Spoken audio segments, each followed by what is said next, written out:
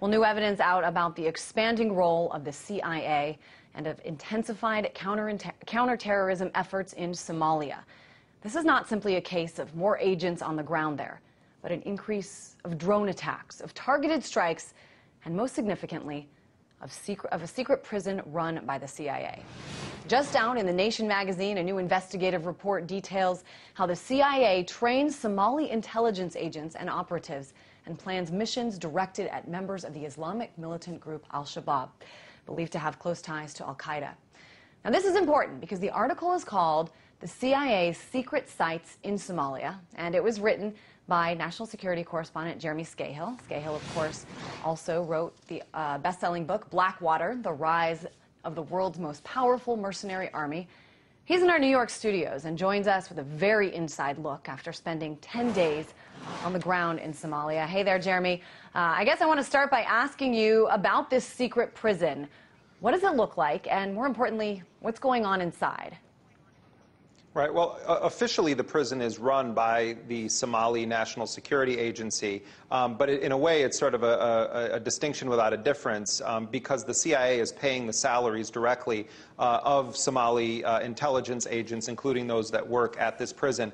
The prison is inside the compound of what's called Villa Somalia, which is the green zone of sorts where the U.S.-backed Somali government has its headquarters in Mogadishu, and it's housed in the basement of the National Security Agency, where there are also some CIA operatives based.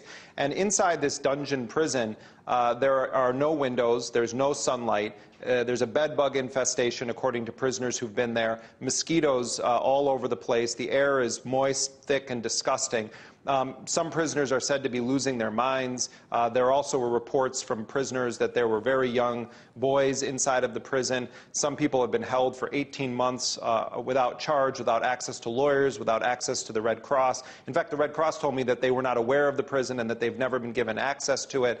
And among those being held in the prison are people that were actually kidnapped, snatched from neighboring Kenya by Kenyan intelligence officials and rendered by aircraft to this prison in Mogadishu. My understanding also, and a U.S. official that I interviewed confirmed this, is that at least one prisoner there was taken based on U.S. intelligence provided to the Kenyan forces and then rendered to Somalia, where he has been interrogated by U.S.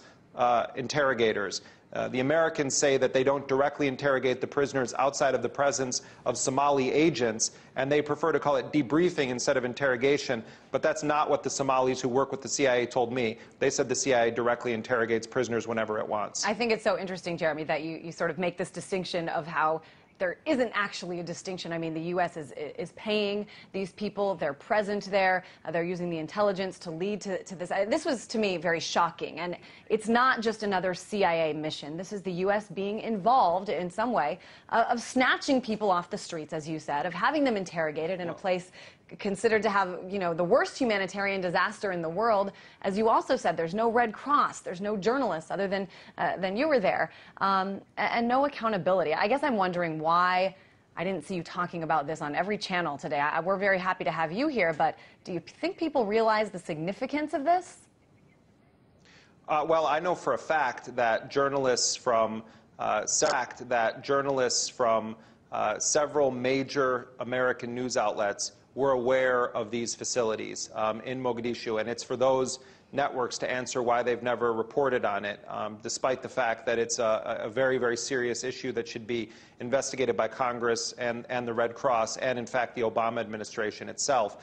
But I can't answer questions for other media outlets, but what I would say is that ABC News in particular ran a story on their website, which is a huge media outlet in the United States, ran a story on their website that completely mischaracterized my story and allowed the CIA to shoot down straw man arguments that I hadn't made by asking them to respond to things that I didn't report. Both CNN and ABC have allowed their facilities, their media outlets, to be used as conveyor belts for the spin of the CIA. And that's the job of the CIA, and they do it well. But the job of major media outlets should not be to be a conveyor belt for the propaganda of U.S. intelligence agencies. So I would leave those questions for other media outlets as to why they're not reporting on this very serious life and death issue that has to do very much with the rule of law in this country and whether or not there's there's been any change when it comes to respect of international human rights laws and standards, or the U.S. Constitution.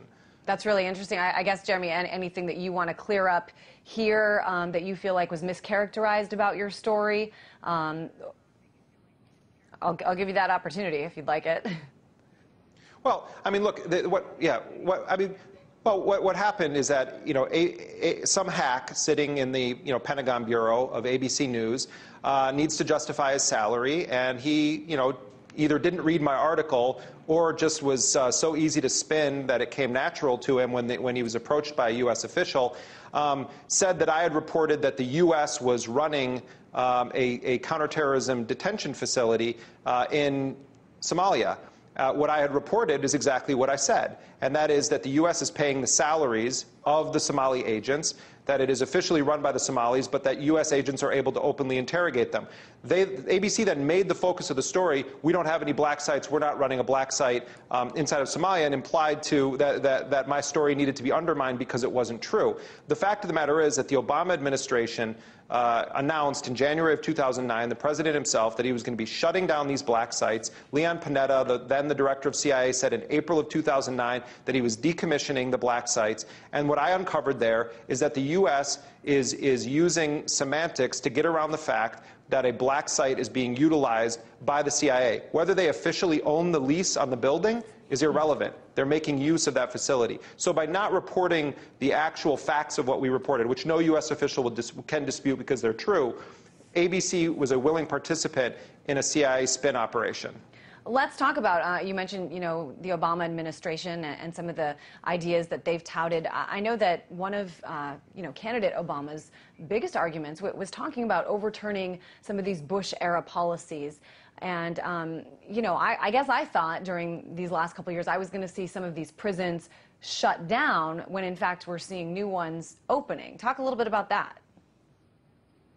Well, you know, the Obama administration created this clause, I don't remember the exact phrase, but they said that there was something like special considerations that would allow them to continue all of those policies that they claimed to be against on the campaign trail. And so they're sort of using a loophole in their own rhetoric to justify it behind the scenes. And you know, what I think is should be a primary concern to Americans that are concerned about rule of law is that as the U.S. expands its military operations and its covert operations in Somalia and elsewhere in East Africa, as well as in Yemen, the administration should be required to define for the American people exactly what laws are governing these operations. For instance, there was a Somali man who was transferred in early July to New York, who had been snatched off of a ship in the Gulf of Aden and taken for 2 months to a U.S. naval ship, held incommunicado, without charge, with no access to lawyers. Now he's being charged in a federal court. When the Center for Constitutional Rights asked the Obama administration what legal justification they had to hold him in that manner, the administration didn't have an answer for it. So what we're seeing is President Obama, who himself is a constitutional law expert, seeming to raise serious constitutional challenges with his own policies as commander-in-chief and as president. That's totally true, and very interesting, Jeremy. I guess I got to ask you this, though. A lot of these much more targeted missions, they seem to be sort of the new era of this so-called war on terror. Many see the Osama bin Laden targeted killing as a successful one, as something that, you know, they want to see more of. So I want to get your response to those who say this is exactly what the U.S. government should be doing, you know, gathering intelligence, carrying out missions aimed at terrorists, no matter where in the world they are. Right. Well, I mean, the Osama bin Laden hit is you know, going to be the stuff of lore and Hollywood films, and there's going to be the Kill Bin Laden movie, and Disney literally trademarked the term SEAL Team 6, and that's what everyone's going to know about U.S. targeted killing and the Joint Special Operations Command unless they actually are paying attention. What they don't know is that the same force that killed bin Laden just a year earlier killed 2 pregnant women and an Afghan police official in a botched raid that was based on bad intelligence, turning that family against the United States.